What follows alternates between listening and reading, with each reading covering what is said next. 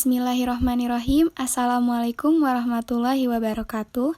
Perkenalkan, kami dari kelompok 4 yang berakhotakan pertama, Salsabila Sukma, yang kedua, Najwa Latifah Hanum, yang ketiga, Heni Puspitasari, yang keempat, Amalia Fatimah, lalu yang kelima, Isti Arfa Wulandari. Kami akan mempresentasikan materi yang bertemakan emosi. Selamat menonton! Apa itu emosi? Emosi berasal dari kata emotion dalam bahasa Perancis atau dalam bahasa Latin emover yang artinya keluar. Secara etimologisnya, emosi diartikan bergerak keluar. Emosi adalah perasaan intens yang ditunjukkan kepada seseorang atau sesuatu. Emosi adalah reaksi terhadap seseorang atau kejadian. Emosi dapat ditunjukkan ketika merasa senang mengenai sesuatu, marah pada seseorang, ataupun takut terhadap sesuatu. Lalu, definisi emosi melibatkan 3 komponen utama. Yang pertama, ada perubahan fisiologis pada wajah, otak, dan tubuh. Kedua, proses kognitif, interpretasi peristiwa. Ketiga, pengaruh budaya, ekspresi emosi. Lalu, apa itu emosi dalam psikologi?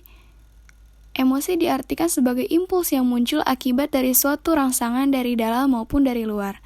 Emosi bermacam-macam, seperti emosi sedih, emosi marah, emosi bahagia, dan bentuk emosi lainnya. Emosi dalam bahasa awamnya seringkali dipakai untuk mendeskripsikan kemarahan saja. Namun sebenarnya emosi memiliki arti yang lebih luar dan mewakili banyak macam perasaan. Emosi berkaitan dengan psikologi seseorang dan suasana hati yang sedang berlangsung. Emosi dapat dikeluarkan berupa perilaku tertentu. Perasaan dan perilaku saling terhubung dengan emosi. Emosi berarti isi hati yang dituangkan dalam ekspresi fisik.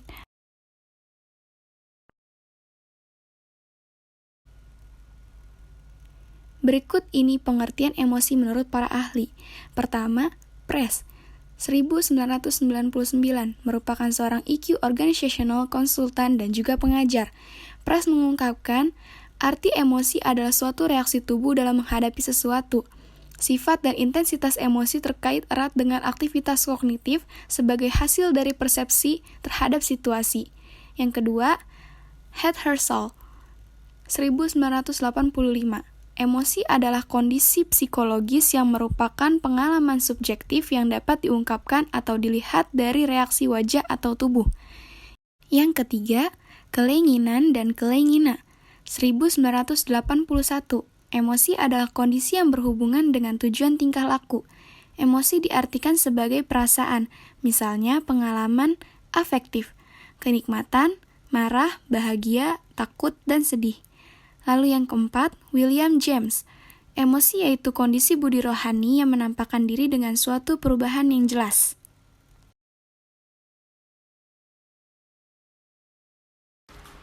Selanjutnya ada macam-macam emosi. Yang pertama, ada emosi sensoris. Emosi sensoris yaitu emosi yang ditimbulkan oleh rangsangan dari luar tubuh seperti dingin, panas, lapar, sakit. Yang kedua, ada emosi psikis. Merupakan emosi yang memiliki alasan kejiwaan diantaranya satu, perasaan intelektual, yaitu emosi yang mempunyai sangkut paut dengan ruang lingkup kebenaran. Perasaan ini diwujudkan dalam bentuk 1. Rasa yakin dan tidak yakin terhadap suatu karya ilmiah, 2. Rasa gembira karena mendapat suatu kebenaran, 3. Rasa puas karena dapat menyelesaikan persoalan ilmiah yang harus dipecahkan. Yang kedua, ada perasaan sosial, yaitu perasaan yang menyangkut hubungan dengan orang lain, baik bersifat perseorangan maupun kelompok. Wujud ini biasanya seperti rasa solidaritas, persaudaraan, simpati, kasih sayang, dan sebagainya. Yang ketiga ada perasaan susila, yaitu perasaan yang berhubungan dengan nilai-nilai baik dan buruk atau etika. Contohnya rasa tanggung jawab, rasa bersalah apabila melanggar norma, rasa tentram dalam menaati norma. Yang keempat ada keindahan atau estetis, yaitu perasaan yang berkaitan erat dengan keindahan dari sesuatu, baik bersifat kebendaan maupun kerohanian. Yang kelima, perasaan ketuhanan. Salah satu kelebihan manusia sebagai makhluk Tuhan dianugerahi fitrah atau kemampuan atau perasaan untuk mengenal Tuhannya. Dengan kata lain, manusia dianugerahi insting religius atau naluri beragama.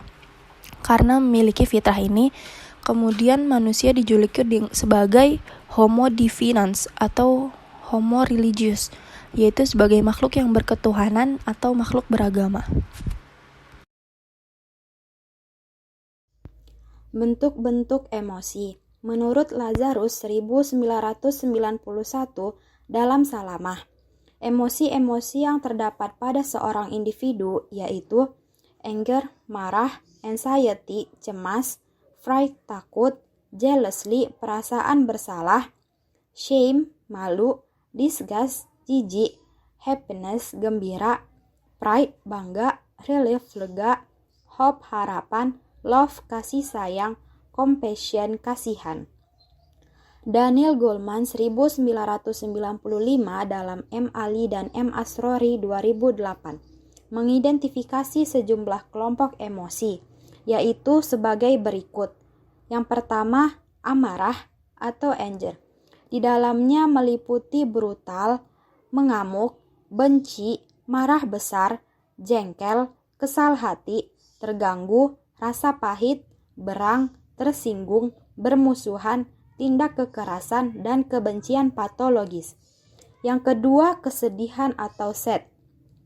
Di dalamnya meliputi pedih, sedih, muram, suram, melankolis, mengasihani diri, kesepian, ditolak, putus asa, depresi. Yang ketiga, rasa takut atau fright. Di dalamnya meliputi cemas, takut, gugup, khawatir, was-was, perasaan takut sekali, sedih, waspada, tidak tenang, ngeri, kecut, panik, dan fobia. Yang keempat, kenikmatan atau happiness. Di dalamnya meliputi kebahagiaan, gembira, ringan, puas, riang, senang, terhibur, bangga, kenikmatan indrawi, takjub, terpesona, rasa terpenuhi, girang, senang sekali, dan mania. Yang kelima ada cinta atau love. Di dalamnya meliputi penerimaan, persahabatan, kepercayaan, kebaikan hati, rasa dekat, bakti, hormat, kasmaran, dan kasih sayang. Yang keenam ada terkejut atau surprise. Di dalamnya meliputi terkesiap, takjub, terpana. Yang ketujuh, jengkel. Di dalamnya meliputi hina, jijik, muak, mual, benci, tidak suka, dan mau muntah. Yang kedelapan ada malu atau shame. Di dalamnya meliputi rasa bersalah, malu hati, kesal hati, menyesal, hina, aib, dan hati hancur lebur. Dari penjelasan di atas dapat disimpulkan bahwa bentuk-bentuk emosi adalah amarah, kesedihan, rasa takut, kenikmatan, cinta, terkejut, jengkel, dan malu. Selanjutnya, pengaruh emosi terhadap perilaku. Pengaruh emosi terhadap perilaku individu itu diantaranya yang pertama memperkuat semangat apabila orang merasa senang atau puas atas hasil yang telah dicapai. Kemudian melemahkan semangat apabila timbul rasa kecewa karena kegagalan, dan sebagai puncak dari keadaan ini ialah timbulnya rasa putus asa atau frustasi. Nah, kemudian menghambat atau mengganggu konsentrasi belajar apabila sedang mengalami ketegangan emosi, dan bisa juga menimbulkan sikap gugup atau nervous dan gagap dalam berbicara. Selanjutnya, terganggu penyesuaian sosial apabila terjadi rasa cemburu dan iri hati. Dan yang terakhir, suasana emosional yang diterima dan dialami individu semasa kecilnya akan mempengaruhi sikapnya di kemudian hari, baik terhadap diri sendiri maupun terhadap orang lain.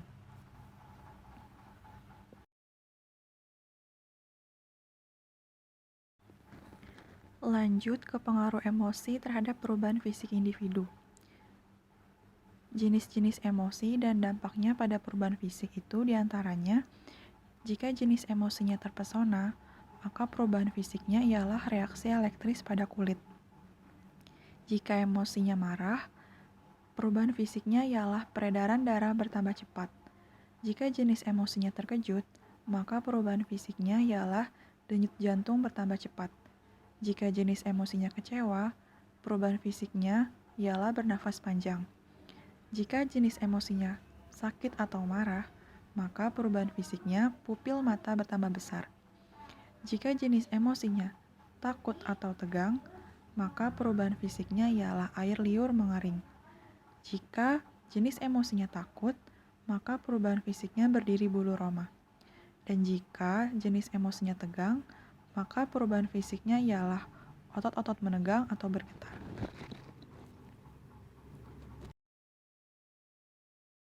Terima kasih kepada teman-teman yang sudah menonton. Mungkin itu saja presentasi tentang emosi yang dapat kami sampaikan. Kurang lebihnya mohon maaf. Billahi taufiq wal hidayah. Wassalamualaikum warahmatullahi wabarakatuh.